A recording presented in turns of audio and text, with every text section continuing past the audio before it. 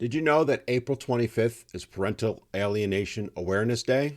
I'm betting you don't because, well, you're not going to hear about it on the news. And let's face it, Google, they're certainly not going to do anything special to mark the occasion like they do on, say, International Women's Day.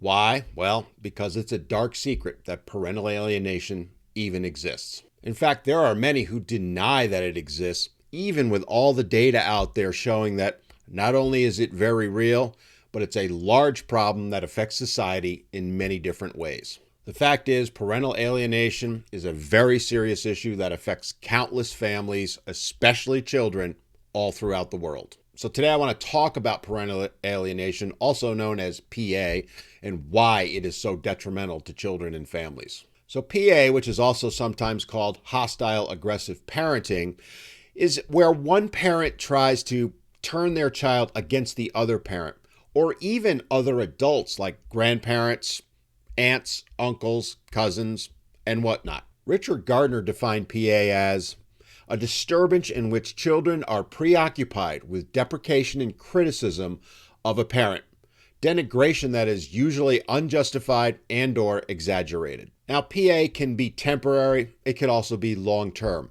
It can be mild behavior. It can also be extreme behavior. Though to be fair, any form of PA is harmful to children. So what are some examples of parental alienation? Well, things like bad-mouthing the other parent or their significant other, denying or restricting access to the child, making false allegations about the other parent. The list goes on and on. Really, any behavior that works towards the alienating parent's goal, which is to ultimately make the child believe the other parent is unworthy of love, respect, and really which seeks to sever the relationship between the alienated parent and the child, fits.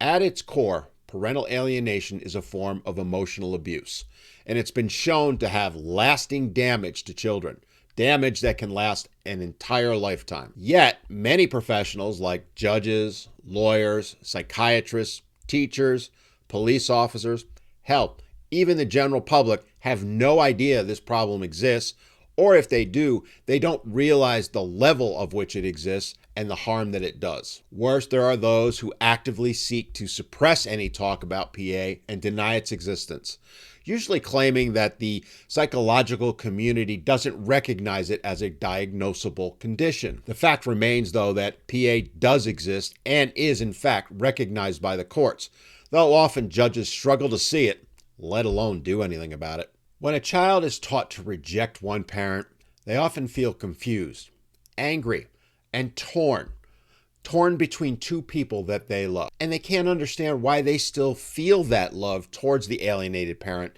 even when the other parent hates them so intently. They struggle to make sense of it all, especially because all they have to go by is the word of the alienating parent. Often there is no evidence to counter the lies they're being told by the alienator. They often feel trapped, stuck in the middle, and don't know how to respond, which can lead to a host of problems, including things like low self-esteem, depression, anxiety, and it often leads to behavioral issues.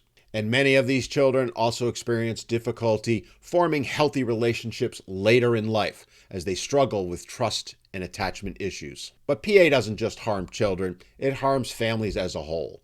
When one parent tries to alienate the other, it creates a hostile, contentious environment that can be damaging to everyone involved. The ostracized parent usually feels frustrated and struggles to understand what is happening and why it is happening. They often try to go it alone, which leads to them having issues trying to cope and deal with the problem. Add to it, PA can, and often does, lead to prolonged legal battles, which are emotionally and financially draining for all the parties, but especially the targeted parent. They know the best course of action is to keep fighting, to keep trying to stay in contact, but often it becomes so draining they have no choice but to give up. There's also the reality that there's a very fine line that has to be managed, especially if the child is becoming hostile or making threats like seeking a restraining order. Add to it, PA can be very difficult to prove in court. The alienating parent will usually deny their behavior, and the child, well, they may be too afraid or brainwashed to speak out against the alienating parent. This makes it challenging and often downright impossible for the other parent to regain custody and visitation, especially if the child tells the court they don't want to see the targeted parent anymore. That said, it is common that when the children grow up, they often realize that they were victims of PA. However, coming to grips with that and being able to reach out to the alienated parent and attempt to heal the wounds that have been created can be emotionally painful and often takes years, even decades. It may require extensive therapy and it can take time. But the good news is, with patience, reconnecting and rebuilding that relationship can occur. The reality is that parental alienation is a very real, destructive practice that can have lifelong consequences for children and families. And it is why this day is so important. It's essential to bring awareness to the issue and to help people recognize the signs of parental alienation so that they can seek help as soon as possible. If you suspect your child is being alienated from you, my advice is to seek out the assistance of a highly qualified family law attorney. Perhaps reach out to a mental health professional or a mediator. Take steps as soon as you can to address the situation.